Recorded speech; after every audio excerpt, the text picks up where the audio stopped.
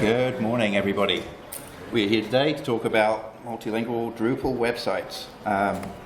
So for this is roughly how we think we're going to break out the time. We're going to cover quite a range of stuff. There's some content-related things, some case study-related things, and then the bulk of the time later on is actually dealing with the technology and setting up Drupal. So you have three of us from Taoti here this morning. I'm Martin Green, this is Bree Benesh and Peter Barclay. Myself and Peter are project managers at Taoti, and Bree is technology manager. So we're all going to be covering different aspects of the work. But before we dive into the meat, I've of course got to talk about the company a little bit. So we are Taoti Creative. We are blessed with having a name that's hard to pronounce and people don't know what it means. So feel free to come up at the end and ask one of us and we'll happily explain what it all means. So we are Taotians. We're a full-service digital agency based in DC. Been around for about 20 years with about 50 staff across the US, Canada, South America and Europe. We do all the things you would imagine a creative digital agency to do.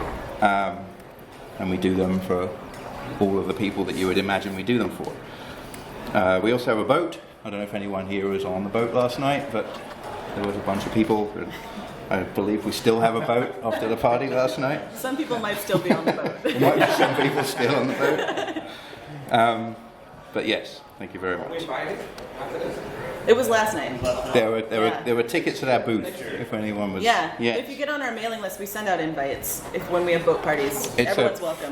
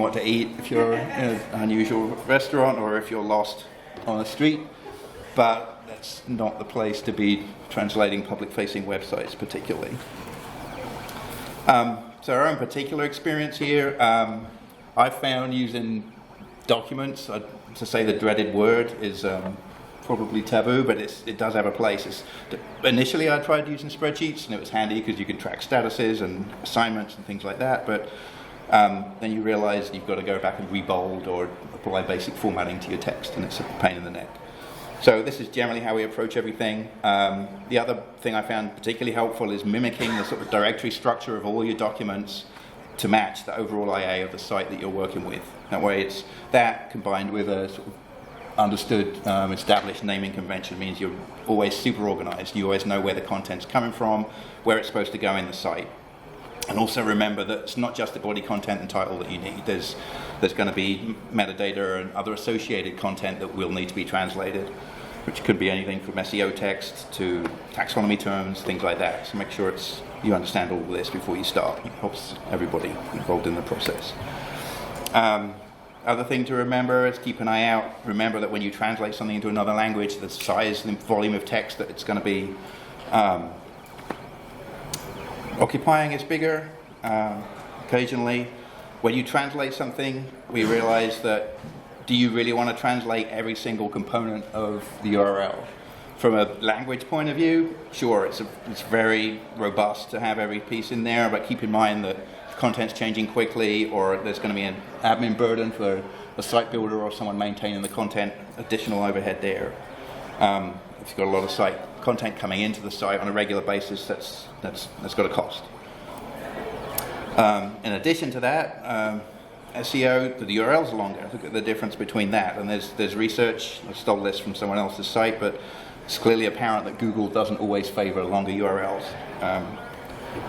Lots of different reasons.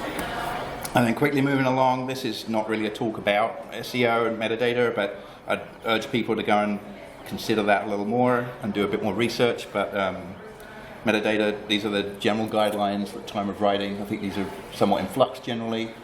But these kind of things have an impact with translation too.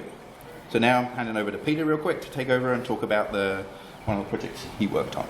Yeah, so I'm going to kind of use a client that we worked with, which is INEE, which is the website that we just built. We're going to show some screenshots from that. But basically what I'm going to talk about is where you're going to present your translated content. So the first thing is where you're going to actually show that you have translated content to your clients. So the first thing you kind of want to look at, the basic thing that usually everyone has, is in the top right hand corner or in the left hand corner where you have different flags or you have a different language. We chose here to use the language and their native language chunks, so you have French, etc. So that's one way you kind of expose that you have translated content on the website. In this particular instance too, we introduced a scrolling mechanism on the front page that allows you to see all the different languages in the different languages. So in the way that this function was animated, you would click on hello or hola or and bonjour, and the whole thing would scroll into that language. And when you clicked on it, it would generate that language. So this is pretty basic up here, but things got a little bit challenging when we started going with right to left languages. And here is where Bree is going to talk about some of the complications that comes with this, but basically what you have here is basically Drupal helps you kind of flip the whole site around, but you have styling on top of that. And the key thing to keep in mind is not everything has to be flipped around. You have some styling elements that you kind of want to keep in a certain place. You can keep that. So if you notice on this one, you have the search icon up on the top right, and also our search bar in the middle is maintained where it is in that same position. So you need to kind of weigh whether it's important to translate everything and move everything over and doing a total flip in order to do right to left, but keep in mind that it's time and value and money that you need to consider in that process as well. And doing this scrolling on the front page, as you can see, it took quite a while for us to actually build it. It's not something out of the box. But this search bar right here is one of the key things that we have on the site, because they have so much content and it was a resource website. So we wanted to really kind of show them that, hey, we have a lot of content. So the one thing that you need to then do is you need to make a decision. Do you want to be language specific on your search, or you want to be language agnostic? And the big question here is whether how much content has been translated. So when you are looking at your content, and let's say that you did everything in English, and then you have 10% in Spanish, 10% in Spanish, or Spanish and French, or Arabic, or whatever language it might be. Well, if you do a search in English, that's great, and you can probably get most of the content. But if you now switch over the site into Spanish, all that English content is lost.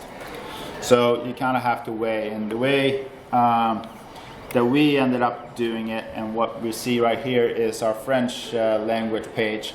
And we decided that the best way to approach it for us was to show all content in all languages in the search. So if you're searching on a specific taxonomy term or a keyword, you will get not only your native language but also all languages, and then we allow the client from there to then filter down to their specific language if they so choose. And the reason for that, which I will go in, we talk about your default language. We allowed here our clients to be able to select what they wanted their default language to be for all their nodes. So you could have just Spanish content, you can have just Arabic content, or you could have just Portuguese content. It didn't have to have an English translations that went along with it. So this way we can expose all of it. But translation is not just about the front end, it is the back end, and I think you're all familiar with the back end content look. I think we've all seen this. This is nice in English, and we all know what this is. But if you look at a node when you have it set it up for translations, and I want to take a look at that node in Arabic, and then you go back to the front page again, you will get this look. And this is where the challenges come in. And as you can see right here is what I had done in order to get this screen right here is I looked at a piece of Arabic content, and then I went back and just clicked to home basically and to look at content, because I kind of know where that position was on the screen. And you get this, and you will see that not everything is being translated in here. It is because in the back end you have to determine what is a config translation, what's a content translations, and then you have to apply it. Our recommendation after this learning experience and working with the client is that we're going to go back to default in the back end to a particular language. So we're going to go back to just having the English being the back end, because the majority of the clients are English. But we're also going to look at if there's a way to, if you are going to go with different languages, is to allow maybe a Spanish speaker to just see the back end in Spanish, but don't flip back and forth. Stick with one is the key feedback that we would recommend. And then lastly is the default language, as I was talking about, is you have two options. You can make a default language on the back end, and just making sure that that is always being set. So all nodes are starting a default language, and then you make the translations from there. Or the other option is to allow a user to set the default language to whichever one they want. So if you only have content in Spanish, you create that node just in Spanish. And then that becomes the default language. So if there's no other translations available, that language is the node that will show. And it's the more international audience that you have, that might be the better option. And then doing the search, kind of what we did, and INEE, the site that we've been working with, just has thousands of resources available, and they're not in all the different languages, so we felt like that was the best choice. But there are some key decisions that you need to make as you go through. First, you got to decide how you want to deal with translations tools. You need to work on your workflow.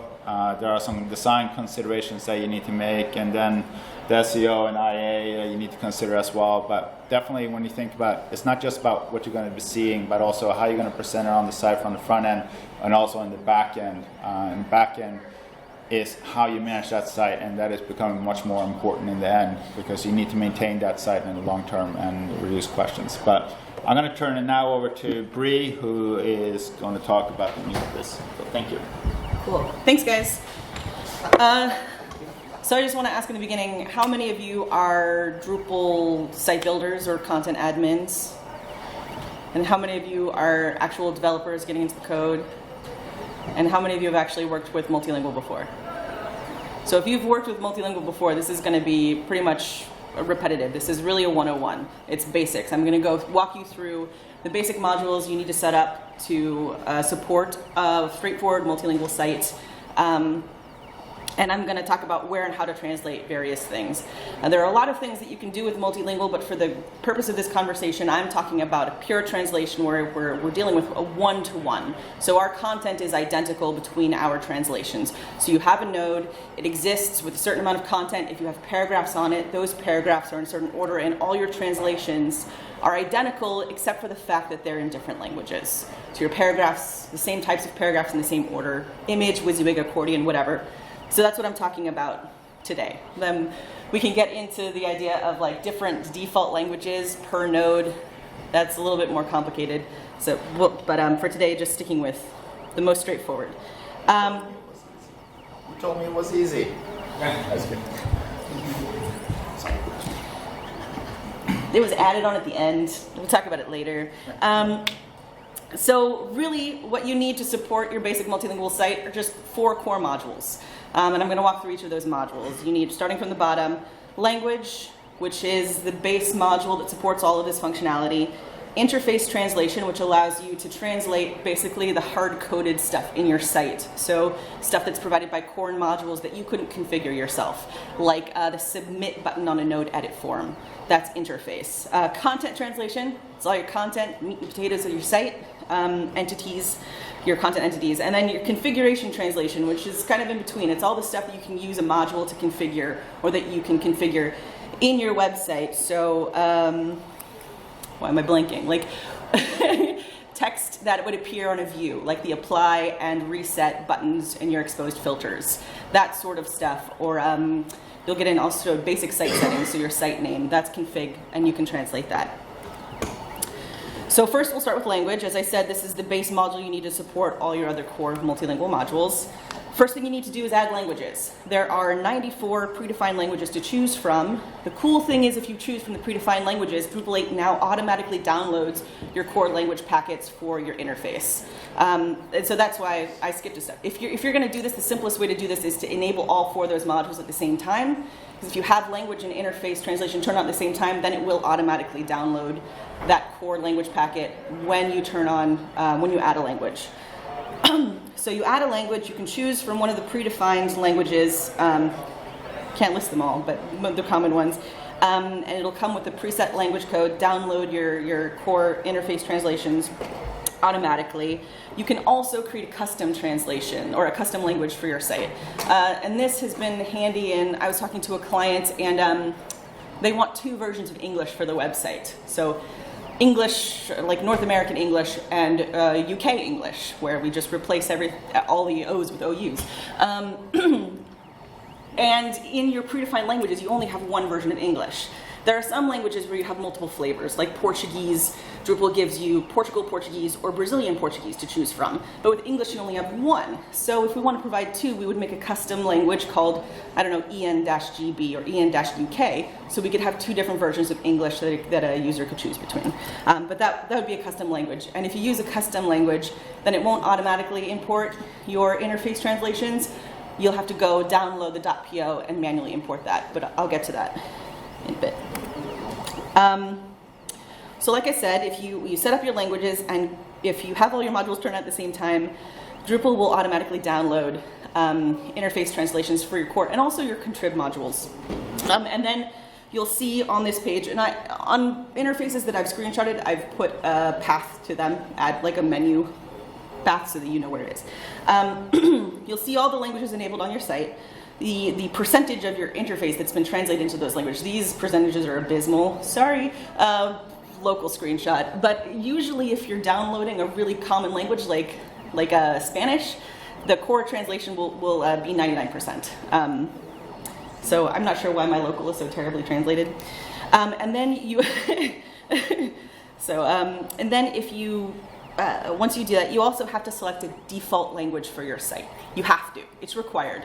And the important thing to note about your default language is that it's the standard language for your site. It's the first language you interact with. If you create content, your original content is going to be in that default language. So your original node will be in that language.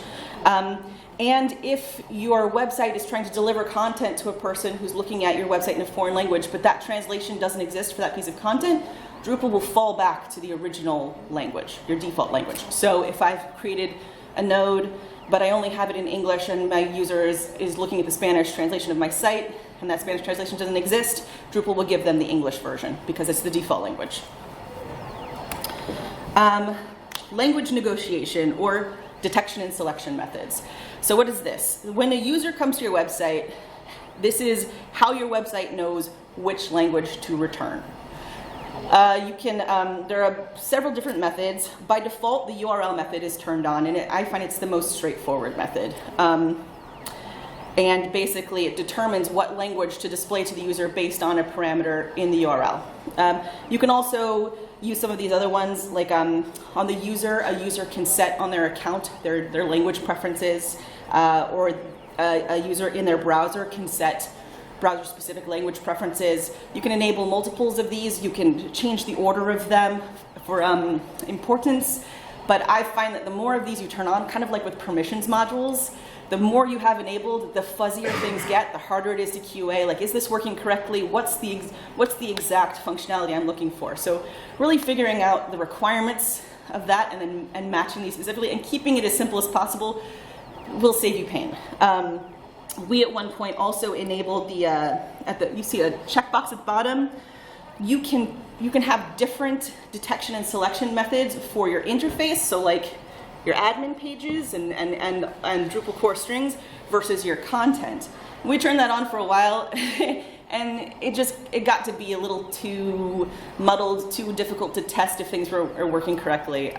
So if you're going straightforward, I would recommend just use one detection method, or don't enable both of them. Stick with one and keep the methods that you enable as simple and straightforward as possible.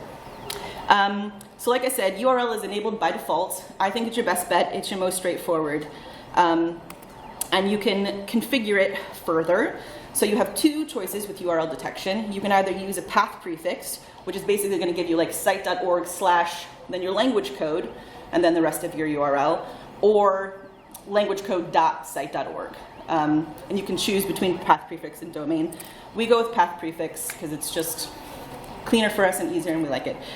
One thing to note is that by default, your path prefixes will use your language shortcodes. And for the most part, that's fine, but if you're using something like Portuguese Portugal, your language shortcode in your URL will become pt-pt, which is less pretty. We didn't like it. And it took me a little while to figure out because you can't change the shortcode, because it's sort of hard set into that predefined language. So how do I change it so it's just PT so my URLs don't make me mad? And you can do that under this URL language detection configuration. It doesn't change the shortcode itself, it just alters the URL. So if you actually wanted to spell these out here, you could, but I don't know, whatever you want to do, within reason. Once you have all your languages added and set up, you want a way to easily switch between them. Core comes with a block called Language Switcher. And over on that side, my right side, you see the Language Switcher block as it comes directly from Core in Garland. And it basically gives you links, and you can switch between the languages on your site using those links. Below that, you see one that we themed to look prettier, but it's still just using the links. On this side, one of the two contrib modules I'll mention today is the Language Switcher Dropdown module. And all it does is turn the links into a drop-down module, saves you a little bit of effort.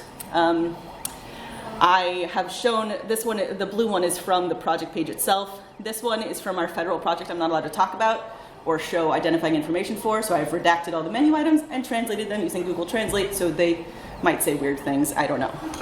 Expert Hay sounds good to me. Interface translation. So I introduced this before. This is the hard-coded stuff in your site. Like I said, the word save on a node edit form, submit button, kind of think of them as like the system strings. Interface translation, like I said, if you are setting it up with all your modules enabled at the same time, then you should automatically download your language packs. If for some reason that doesn't happen, or you have a custom language, you want to import that, or if you just want to check on, sorry, let me back up. If you already have it imported or it's automatic, this page right here will show you if there are any available updates for your automatic core interface and for your contrib modules. So you can come here and say, oh, I imported it, it looked great, but now there's new stuff, I can import it again. And that's handy. Although I found that once we do our initial import, we don't really come back in here and update it very often. I don't know if other people do. If it's at 99%, I feel pretty good. But like, as I was saying before, if you, for some reason, haven't automatically downloaded your core interface translations or your contrib interface translations, there's a place that you can download those. They're .po files. You can go to localize.drupal.org and download them for your specific version of Drupal and the language you're looking for. And there's like a ton of languages. And the green bars on the side over there will show you the percentage of completion of that translation of the interface for that language. So like Ukrainian is super high. I don't know why, but that's cool. Yeah, anyway, so that's just a handy resource. Peter, you need to get in there and help translate the Swedish one. Yeah, I'm a little disappointed, actually. Yeah. But I mean, like, it took 677 French translators to get to that number and only 108 Ukrainians. So, commitment, guys. Well, we know we're waiting on next developers. If you have done all this stuff and you still find that there are strings in your interface that aren't being translated, or you don't like how they're being translated, maybe somebody who contributed to the translation used Google Translate, and you're like, I know that that's wrong and it's funky. There's a user interface where you can search for strings and translate them. It's at admin config regional language user interface translation. And this is basically a string search of all the, the interface text on your site. And the important thing to know about this string search is it's case sensitive and space sensitive. So you have to exactly type in what you're looking for. So for example, if I wanted to find reCAPTCHA, I have to type that in exactly as I see it, lowercase r-e, all capital C-A, whatever, and then it'll find it, and then I can add translations from my various languages. So, interface translation. Once you've done all those things, you should see something like this when you switch between the versions of your site. So on one side I've got English. You can see my admin toolbar is all in English. Everything's the way you see it normally when you set up a site. On the other side, I've got it in Spanish, and so a lot of stuff is already translated for me. And this is all just the interface that's translated. So my admin toolbar, because it's Garland, my home tab, my search block, my footer links even are translated. So that's cool. And then all the gaps we have to fill in are content and config.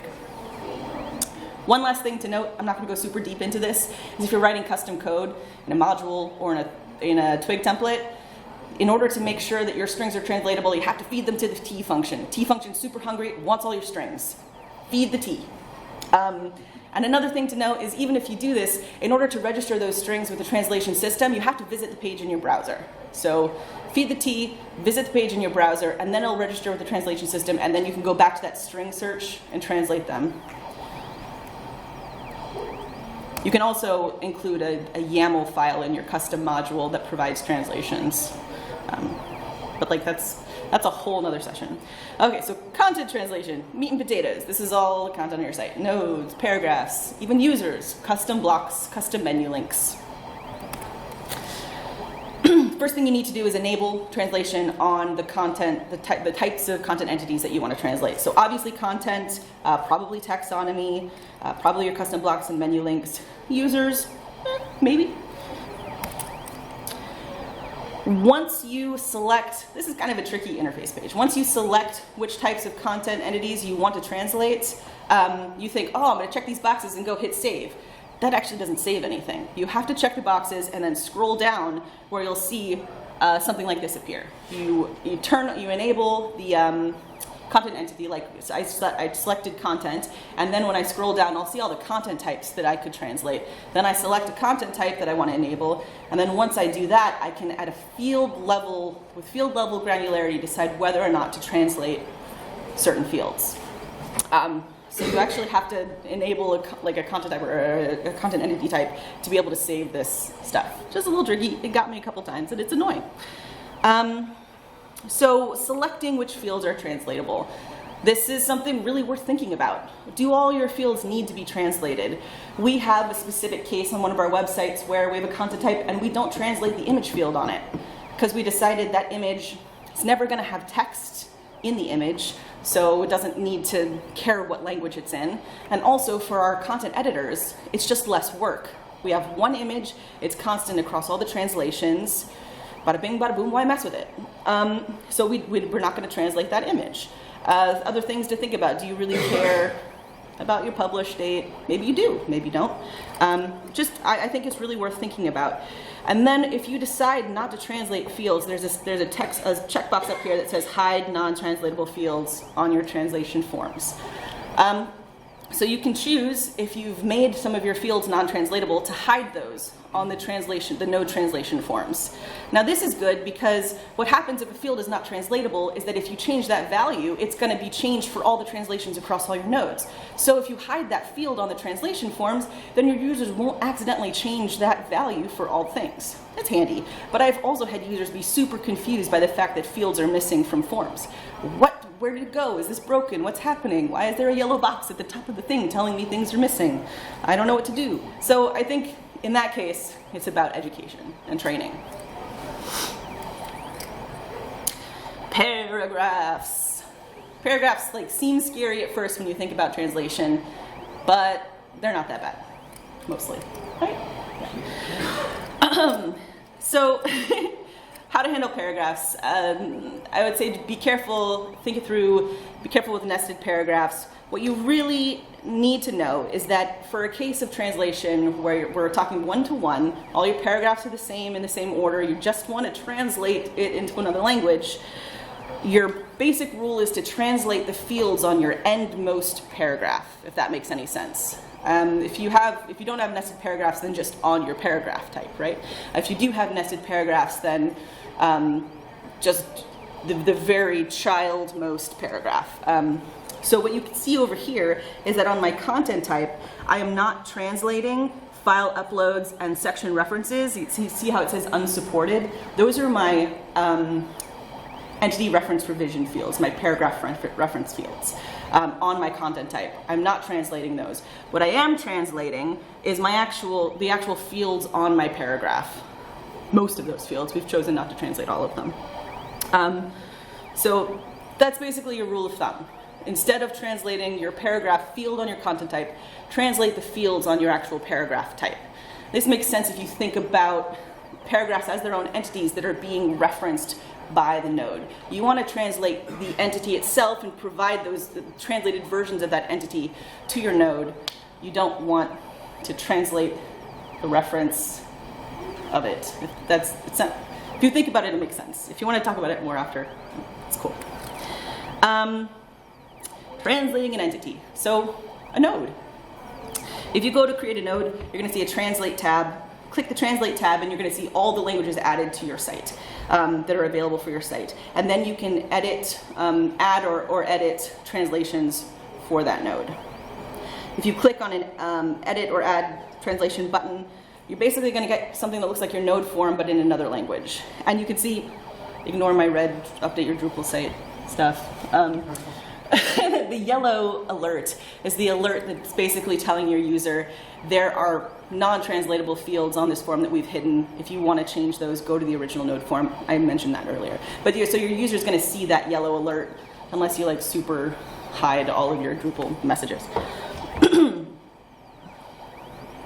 Anyway, the main point I think if you have clients to hammer home is that they have to translate all their content manually. Like interface translation, you download it, awesome. Content translation, you have to do it. Like you have to get a person or robot, a happy robot to do it. I don't know. One by one you have to do them, unless you migrate. Entity references. So I got into this a little bit with paragraphs. Let's say I have a node and I have a taxonomy term on that node. In English, my taxonomy term is shoes, just because I'm really bad at Spanish and I only know 3 words right now. So it's shoes. If I want to create a Spanish translation of that node, I have already gone into my taxonomy and translated that taxonomy term into Spanish. So I go look at my vocabulary and I see shoes and I translated it and I add a Spanish translation that says zapatos. That exists. If I then go into my node and I add a Spanish translation, I don't have to change the value on my entity reference field if I still want it to be shoes just in Spanish. Drupal is smart enough to pull in the correct translation that corresponds to the translation you're creating with entity references, if that makes sense. So I just leave it, and it'll show up as zapatos instead of shoes. Menus. So menus are a little bit of this, a little bit of that. If you go edit a menu, you would think that that translate menu tab will take you to translate like all of your menus. It doesn't. All it does is allow you to translate your menu configuration. So things like the title of your menu and the summary of your menu, you could translate those with that tab. For menu links themselves, you have to go into each one and on the edit button and go to translate your content, one at a time. Now with menus, this has been a little bit tricky for some of my content admins. Some of the fields on menus are the same across all languages. And they pointed out, if you really look at the form, there's a parentheses that says all languages, next to things like whether the menu item is enabled, whether it's shown as expanded, and actually the link itself. So what this means is that whatever this value is, as I spoke about before with other things, whatever this value is, it has to be the same across all of your translations. Makes sense, you know, you have to have your menu item enabled for both English and Spanish, sure. But this also applies to your link. So for external links, it means that your menu item, if it's in English or if it's in Spanish, all have to link to the same exact external URL. Oops. And same thing for internal URLs. The only thing is, when we're doing internal URLs, it acts as an entity reference, so Drupal is smart enough to point to the correctly translated version of that entity in your menu link. So that's cool. But you couldn't, for example, have two separate nodes in your system that you're linking to and link to one in English and the other in Spanish. If you want to do that, you need to have separate menus that you then place using on your menu blocks. You can say only show on English pages or only show on Spanish pages. So that's important to know, because we kept like translating our Spanish links, and then all of our English links would show up in Spanish and point to all the Spanish stuff, and it gets confusing. And yeah, headache. I think that's all. All right, configuration translation. So like I said before, these are the strings that you might enter when you're configuring a module. So like field labels, text that you use in views, roles, things like that. Configuration translation you'll usually find along with your module settings, wherever your module is. So for here, basic site settings, you can translate that, and you can give a translation for your site name and your site slogan.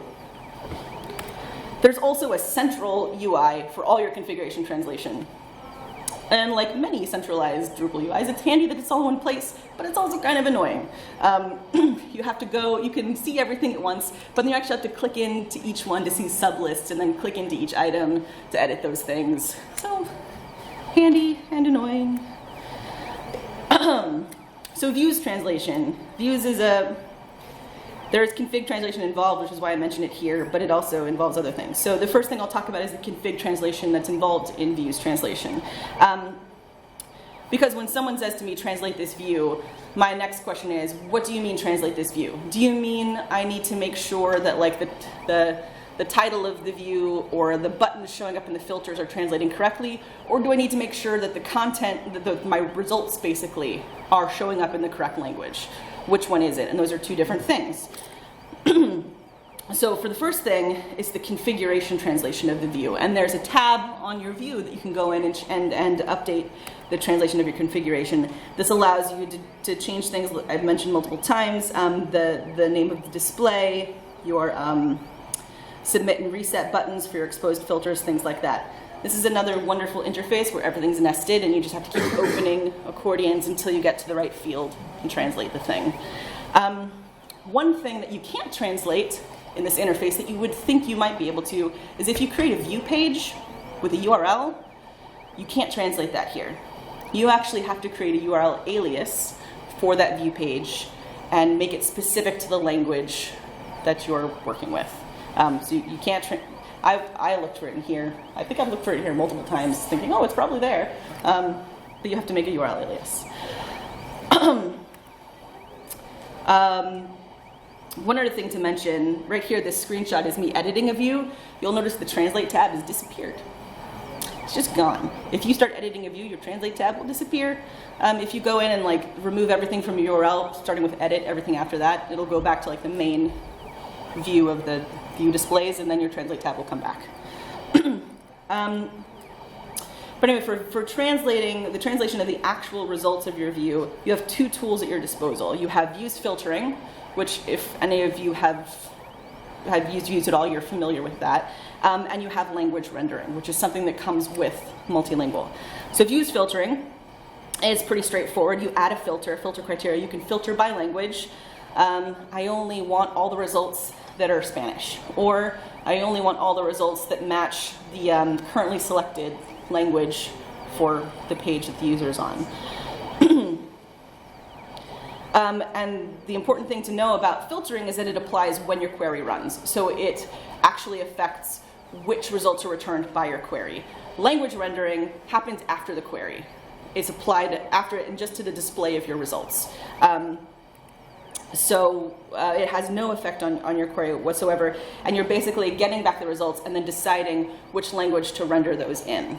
So it's two different layers, and you play around with it to get different effects. The last contrib module I'll mention is Search API, just because we used it. Out of the box, it works pretty well with multilingual. You can go in and, by default, it includes all of your translated languages in its indexing, but you can include or exclude specific ones if you want. The one thing that I wanted to mention that we ran into is when we were creating our search views, we found that Search API views actually don't have the language rendering functionality that regular views do. So I had tasked somebody to, just look at the views that I made, make the search view filter exactly like that. And they came back and they're like, I don't know what you're talking about. I can't do that. I'm like, what do you mean you can't do that? Just look at my configurations. It's easy. It doesn't exist. So you have to configure your Search API views slightly differently to get the same result because you don't have language rendering. So you just have the query to rely on. And this was, I mean, 2 months ago maybe when we finished the build. So it's possible. I think there was an issue in the queue about it. It's possible that they've updated that since, but it's just something we ran into. And that's all my stuff for now. That's it? Yeah. Great stuff. Basics. Well, hopefully everyone's gotten a lot out of this presentation today. So what we talked about is a lot of things that you need to consider when you're building a website. I think the key thing, as Martin and I being PMs, is planning makes for success. Proper planning on the head, making sure you exactly know what you're going to be doing when you're doing a multilingual site ahead of time is key. So when you get into the configurations, you're doing those correctly. We learned about the translation process and some of the tools. We talked about that today. We have talked about how you need to present it not only from the front end but also from the back end. Back end needs to be a big consideration because now your users need to maintain that site. It is critical, and a lot of that configurations needs to be done, set up when you're setting up the languages initially.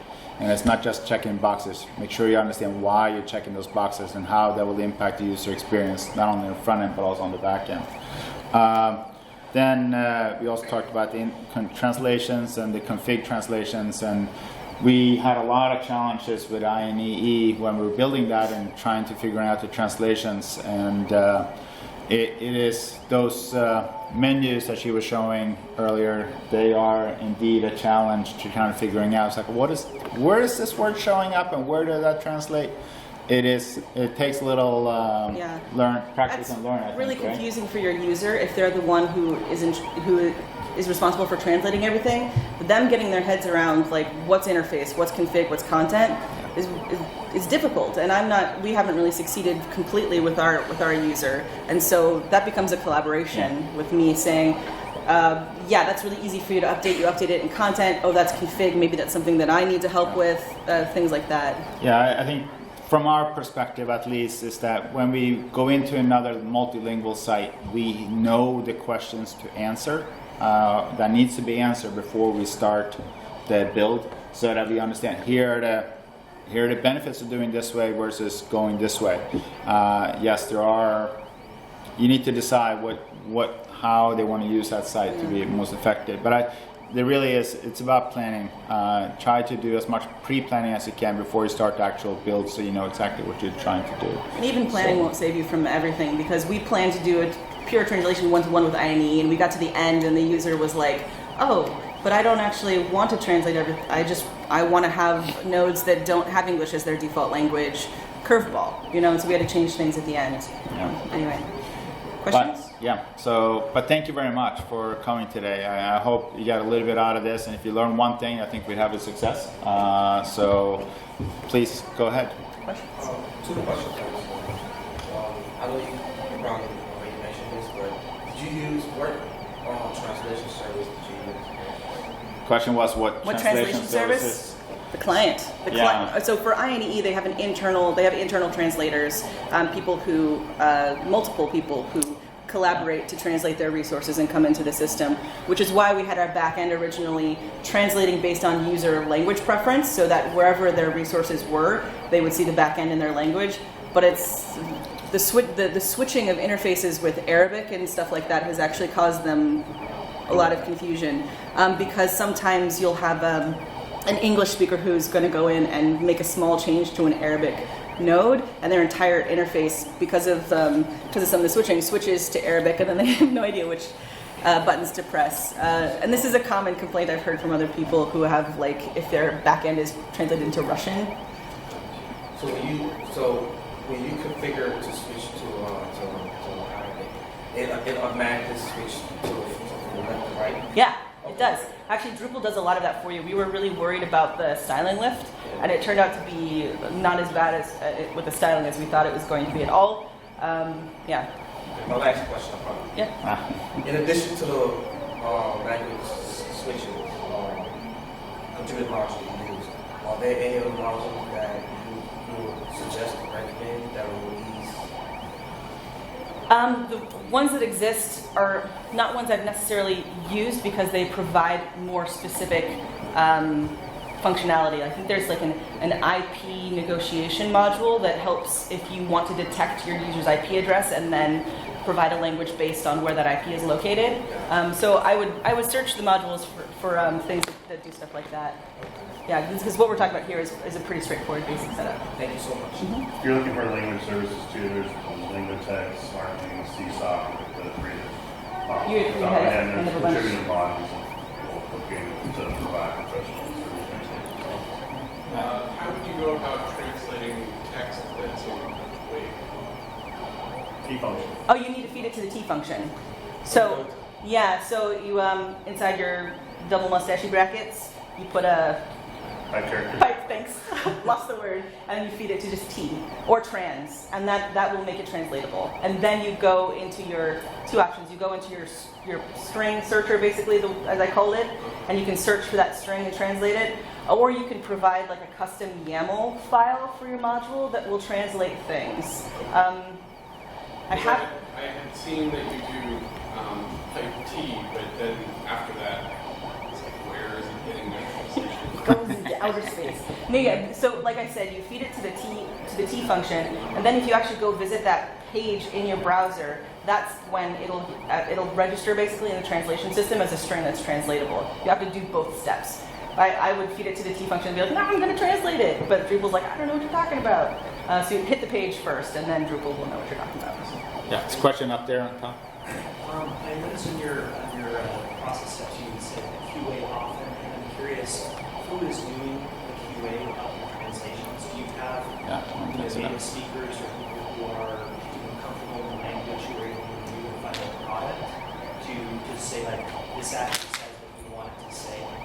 Yeah, so that's a really great question. So for languages like Spanish and French, I think we can muddle our way through enough. For Arabic, we didn't have a native speaker, and we really could have used one throughout the QA process. And so, as we do things now, the client has Arabic speaking. Yeah. So what we would do, collaborators. we really would work with the client to make sure that the pages that we didn't understand, especially Arabic and also in Portuguese and sometimes in French, just making sure that the things are appearing correctly on the pages. One of the things that came up in the Arabic, for example, is in the when you transpose everything, the order of the fields on how they're displayed on the page come out of order. And so if you have 2-3 fields next to each other, and just by swapping them over doesn't make them correct. Yeah. So you then need to do some tweaking to make that right. And we had no idea until like it says door closed now or whatever. It's done something really weird thing, right? So it's just backwards. Well, so yeah, and your English keyboard won't interact with the Arabic language fields correctly either. Like your punctuation will be on this side of the sentence, but then your words will be on this, and it's all kind of surreal. Yes, up on top. Going back to the translation filters question, have you ever had to implement a filter in a JavaScript or PHP? Like a custom filter on a view, or? Yes, like if you build an application in a PHP and you need to translate content. No, the closest, sorry, I'm not microphone. The closest thing we had to do was on INE, on the search carousel on the front page. That's all JavaScript. And so what we did is we detected the language of the page and preloaded. The things that come up in the search there are taxonomy terms, and we preloaded those based on the page language. Actually, we might even, do we preload all of them? We actually, on that particular page, we did pull in, so as you scroll down into the menu and you type in, all the taxonomy terms are in that specific language. Yeah, so it does pull in depending on the language that you go into to deliver it. So I So that's the closest we got to what you're describing. Yeah. Go ahead. How do you know if some of your translated content is stale? Like, for example, you make an update in the English page, but then you don't necessarily know whether the content's been updated in the Spanish page. You can tell. So, you can tell. There's two ways. One, there's very black and white. If you haven't created the Spanish translation for that page, it'll be obvious it won't exist. But it stores separate dates. If you translate your published fields, it stores it. And then there's actually a filter in views that flags things as translation outdated. You can create a view that shows if your translations are outdated, maybe they're older than the original node is, or the last update date of the original node. Yeah, I think from the way our customer is doing it is they're looking at the content and they pull up that particular node and then they can see when it was last saved. So it will show you in the content view when things are saved because they're all separate nodes. Yeah? You mentioned not translating the images, so you just have like a single image but all the alt text and fields have translations but using a single file? Yes. So if you're in a situation where you choose not to translate that image, I would still translate the alt text, right, but I wouldn't translate the file. Okay, yeah. So all those fields can be translated into the file? Yes. It actually breaks it down in a more granular fashion. So you say, yeah, I want to translate the image field, but I want the file to be untranslated, but I want to translate the alt text and stuff like that. Yeah, it's pretty cool. Yes? So a well-translated page is always a great thing for the customer if you are prepped for their language. But the reality is none of us can afford to translate everything Google Translate can handle. The reality is most of our customers are using Google Chrome. Chrome realizes when you hit a website that's in a language you don't speak, and it offers to translate it for you immediately. Yeah. I'm curious what you guys can tell us about similar things. Is Chrome the only tool people are using for this? How often are people using the Safari share button to translate things on their iPhone? What are users doing on their end to deal with websites that aren't translated into their language already? The most common one that I see people use is the Google Translate because a lot of people are using Chrome and it automatically pops up. I actually don't know. Do you guys have metrics on this? No, I don't think we have any metrics on what they're doing. But Google Translate, I mean, some people make that, instead of translating all the content that we just put in, use Google Translate and translate the page. That is not going to become available before soon, I think it is. It's going to become a premium service or something like that. So websites are set up that way, I thought. But I could be wrong. Google Translate's going away. Right, that's what I thought was going on. So it needs to be some other options. So unless you're grandfathered in, you can't use it on your projects. By the way, this is Chas Chumley. He's our technical director for Taoti. Sorry, Director of Technology at Taoti. There is talk of taking away from the actual Chrome interface you're looking at as well, and forcing people to start figuring out some ways to translate. I don't know when that is definitely a discussion of it.